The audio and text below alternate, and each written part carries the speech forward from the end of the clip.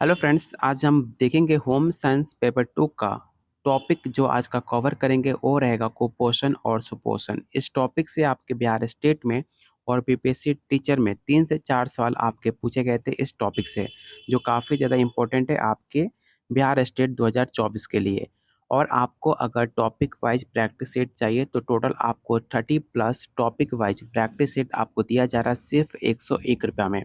अगर आप डिटेल में पढ़ना चाहते हो, अगर आप कोई भी रिस्क लेना नहीं चाहते हो बिहार स्टेट क्वालिफाई करने में, तो आपको Bihar topic wise theory, all state previous year question, आपको ऑल इंडिया स्टेट में जितने होम साइंस पेपर 2 का एग्जाम हो चुके हैं वो सारे क्वेश्चन पेपर आपको दिया जाएगा सिर्फ 151 रुपये में।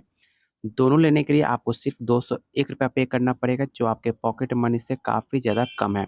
लेने के लिए आप मुझे इस नंबर पे व्हाट्सअप कर सकते हो या इस वीडियो के कमेंट बॉक्स में आप कमेंट कर सकते हो। चलिए शुरू करते हैं आज का पहला क्वेश्चन। पहला क्वेश्चन है, आवश्यकता से अधिक भोजन ग्रहण करना क्या कहलाता है? जब अधिक जितना आपका भोजन करने का मन है उससे ज़्यादा आप भोजन कर लेते हो, उसे क्या नाम से जाना जाता है? किस नाम से जानते हैं, आपको ये बताना है। ऑप्शन है अतिपोषण, अल्पोषण, सुपोषण या ऑप्शन डी आपका इनमें से कोई नहीं। तो जब आप आवश्यकता से अधिक भोजन ग्रहण कर लेते हो तो उसे अति पोषण कहते हैं, जिसे इंग्लिश में ओवर न्यूट्रिशन के नाम से जाना जाता है। तो ऑप्शन आपका ए राइट आंसर हो जाएगा। जो आपको प्रैक्टिस सेट मिलेगा बिल्कुल आपको ऑप्शन और डिफिनेशन के साथ दिया जाएगा, जिसमें आप पूरा डिफिनेशन पढ़कर अच्छे से टॉपिक को समझकर आप आंसर टेक आउट कर सकते हैं।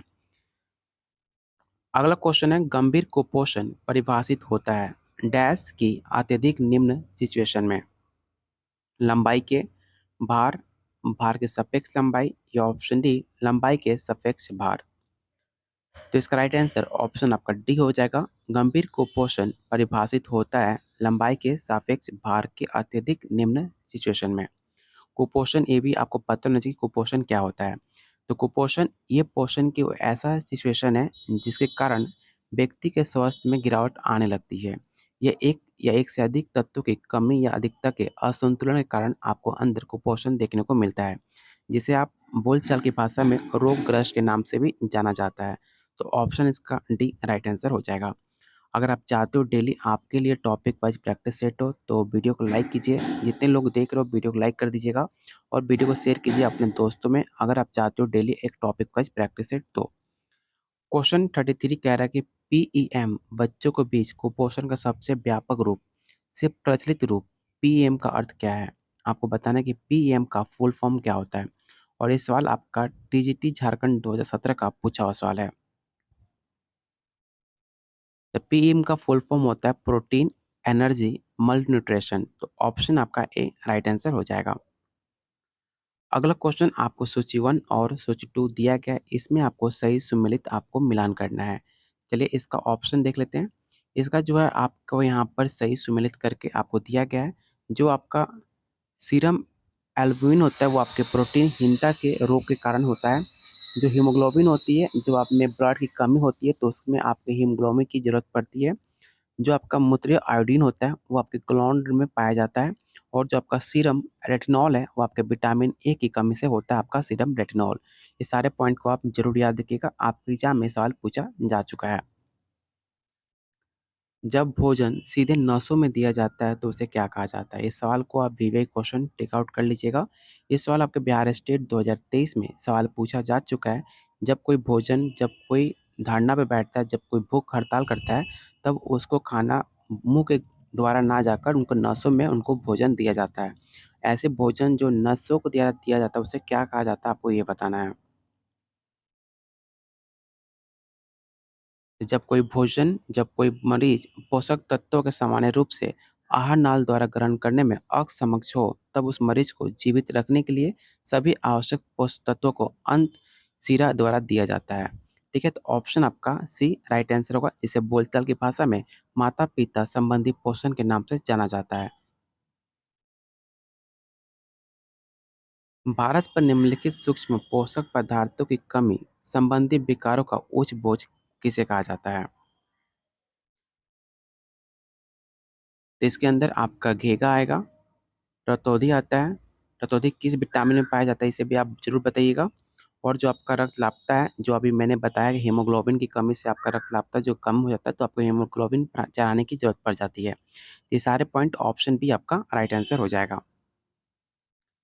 भारत में निम्नलिखित सूक्ष्म पोषक पदार्थों की कमी का उच्च प्रचलन कौन-कौन सा है आपको बताना है। इस क्वेश्चन को तो most important question take out कर लीजिएगा। ये सवाल आपके बीपीएससी टीचर में सेम पैटर्न पे सवाल पूछे गए थे। तो उसमें आपका विटामिन ए और आपका लौ जो आयरन है, सबसे ज़्यादा आपके सूक्ष्म पोषक पदार्थों की कमी का प्रचलन माना जाता है। तो ऑप्शन आपका ए प्लस डी आपका हो जाएगा। ए प्लस डी आपका ऑप्शन बी आपका राइट आंसर होगा। कुपोषण मानव शरीर में विभिन्न रक्षा प्रणालियों पर विपरीत प्रभाव डालता है। ऑप्शन है प्रतिजैवी निर्माण, ऑप्शन बी है फेगोसाइटिक क्रिया, ऑप्शन सी है ऊतक अखंडता या option D all of the above. तो कुपोषण मानव शरीर में विभिन्न रक्षा प्रणालियों पर विपरीत प्रभाव डालता है, जिनमें प्रतिजैवी निर्माण, जिसे आप इंग्लिश में एंटीबॉडी के नाम से जानते हैं, सब कुछ आपके अंदर कुपोषण में देखने को मिलता है। इसलिए इसका राइट आंसर ऑप्शन आपका डी होगा, ऑल ऑफ द अबव। निम्न में कौन बच्चों में पीईएम का कारण माना जाता है? आपको बताना है कि इस 4 ऑप्शन में कौन-सा ऐसा रीज़न है जिसके अंदर पीईएम के कारण बनता है? ऑप्शन है मातृ कुपोषण, गरीबी, तनाव या ऑप्शन डी गलत स्तन। तो आप जब तनाव लेते हैं, जब आप भी स्ट्रेस लेते हो, तो आपके जो अंदर है पीईएम का कारण बन जाता है। तो ऑप्शन आपका सी राइट आंसर होगा। तनाव के चलते आपके अंदर लक्षण देखने को मिलता है पीईएम। इसे आप ज़रूर याद रखिएगा। भारत में पोषक तत्वों की कमी से सर्वाधिक रूप में पाई जाने वाली बीमारी कौन सी है? ऑप्शन है ऊर्जा प्रोटीन कुपोषण, ऑप्शन बी है कैल्शियम की कमी से, ऑप्शन सी है फास्फोरस की कमी या ऑप्शन डी विटामिन सी की कमी से। और ये सवाल आपका टीजीटी राजस्थान में पूछा हुआ सवाल है। जो भी आपको क्वेश्चन कराए जा रहे हैं, सारे क्वेश्चन आपके टीचिंग एग्जाम के होम साइंस पेपर 2 का पूछा हुआ सवाल है। और आप याद रखिएगा, भारत में पोषक तत्वों की कमी से सर्वाधिक रूप से पाई जाने वाली बीमारी ऊर्जा प्रोटीन कुपोषण कहलाती है। इसका राइट आंसर क्या होगा? तो ऑप्शन आपका ए हो जाएगा। इसे आप जरूर याद रखिएगा। क्वेश्चन 41 कह रहा है 6 माह से 60 माह की आयु के बच्चे में एस ए एम निदान के लिए निम्नलिखित मानदंड है। जो आपका एस ए एम है, आपका एक मानदंड तैयार करता है 6 महीने से लेकर 60 बच्चों के बीच में। उसको आपको बताना है कि उसका कौन कौन सा मानदंड है, आपको इस ऑप्शन के अकॉर्डिंग आपको चूज करना है। तो जो आपका एस ए एम है, एस ए एम के अंदर आपका ऊंचाई के लिए वजन 3 एमडीएम से कम होना चाहिए। तीसरा जो ऑप्शन है MUAC 115 मिलीमीटर से कम होना चाहिए और लास्ट में आपका एडिमा आपका कम होना चाहिए। तो ऑप्शन आपका बी राइट आंसर होगा। 135 आपके SAM के अकॉर्डिंग तीन ऑप्शन आपके सही हो जाते हैं। अगला क्वेश्चन आपको फिर से सही मिलान करना है। आपको बताना है कि सूची 1 दिया गया है यहाँ पर और सूची 2 दिया गया है। एक साइड आपका लक्षण है और दूसरे साइड आपका बीमारी है। आपको बताना है कि इसमें कौन सा ऑप्शन आपका सही होगा। जो आपका चलिए इसका हम सही मिलान कर लेते हैं। जो आपका ऑप्शन ए है एस्टोरेटिया, तो जो आपका एस्टोरिया है वो आपका कोपोषण से होता है। तो ऑप्शन आपका 1 का 4 हो जाएगा। आपका जो सेकंड है न्यूरोसाइटेक्टिक, तो न्यूरोसाइटेक्टिक आपके हिपोटेक में देखने को मिलता है। अगर आपने होम साइंस क्लास 11 में पढ़ा होगा तो आपको अच्छे से इस सारे टॉपिक को कवर किया गया है क्लास 11 में। ऑप्शन सी है मूत्र में प्रोटीन की अत्यधिक क्षति। इसका जो आपका सही मैच होगा वो आपका 5 से हो जाएगा। नेफ्रोटिक संलक्षण और लास्ट में जो आपका प्लेटलेट बचा है, प्लेटलेट का सही मिलान आपका सी बी डी से होगा। इसके अकॉर्डिंग ऑप्शन बी आपका राइट आंसर हो जाएगा। यहाँ पे आपको सही मिलान करके दिया गया है। आप इसका अगर आपके पास प्रैक्टिस सेट नहीं है तो आप इसका स्क्रीनशॉट आप ले सकते हो। और जितना क्वेश्चन आपको बीपीएससी टीचर में और बिहार स्टेट में जितने मैंने क्वेश्चन कराया था, मैक्सिमम क्वेश्चन आपके एग्जाम में देखने को मिले थे। आप जाकर बच्चों का रिव्यू देख सकते हो। आप टेलीग्राम चैनल पे जाकर ऐड भी हो सकते हो। वहाँ पे सारे आप वहाँ पर इंक्वायरी भी कर सकते हो कि सारे क्वेश्चन आपके एग्जाम के दृष्टिकोण से काफ़ी ज़्यादा महत्वपूर्ण भी है।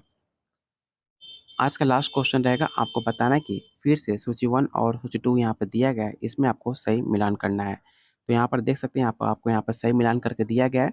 जो आपका आहार सर्वेक्षण होता है वो आपके FFQ के अंदर आता है और जो आपका मानववित्त होता है वो आपके MUSC के अंदर होता है, और जो आपका जीव रासायनिक है वो आपके हीमोग्लोबिन के अंदर आता है, और आपका जो रोग विषयक है वो आपका बिटोट स्पॉट में पाया जाता है। तो इसके अकॉर्डिंग ऑप्शन आपका डी राइट आंसर होगा।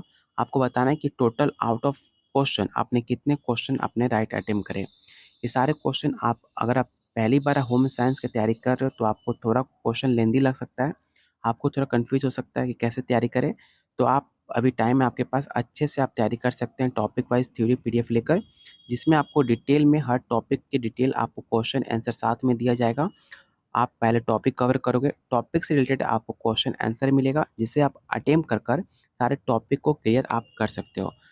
दोनों लेने के लिए आपको सिर्फ ₹201 पे करना पड़ेगा, जो आपके पॉकेट मनी से काफ़ी ज़्यादा कम है। अगर आप सीरियस हो, इस बार आपने स्टेट क्वालीफाई कर BPSC टीचर में बैठने के लिए, तो आप ₹201 खर्च कर सकते हो। खर्च करने के लिए आपको इस नंबर पे मुझे व्हाट्सएप करना पड़ेगा, या इस वीडियो के कमेंट बॉक्स में आप कमेंट कर सकते हो, जो आपके फ्यूचर को काफ़ी ज़्यादा सक्सेसफुल की ओर ले जाएगा। तब तक के लिए वीडियो को लाइक कीजिए, शेयर कीजिए, और अगर आपने अभी तक चैनल को सब्सक्राइब नहीं किया तो प्लीज़ आप लोगों से रिक्वेस्ट है, चैनल को ज़रूर सब्सक्राइब कर लीजिएगा।